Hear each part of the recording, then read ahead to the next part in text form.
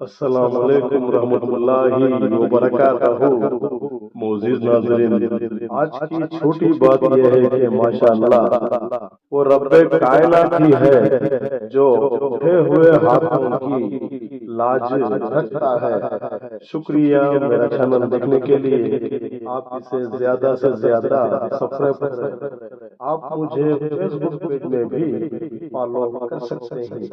कुछ अश्यार पेश करता हूँ, काबिल कबूल हो। माशाअल्लाह, गम के समंदर में कभी डूबना जाना, अगर मंजिल ना मिले तो टूट मत जाना। जिंदगी में अगर महसूस हो किसी की कमी यारो, हम अभी जिंदा हैं, ये मत भूलना जाना।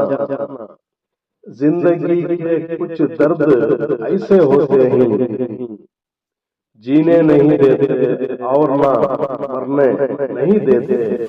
आज के लिए इतना ही बस, कल फिर मिलेंगे। तब तक के लिए अलविदा, अल्लाह हाफ़िज़।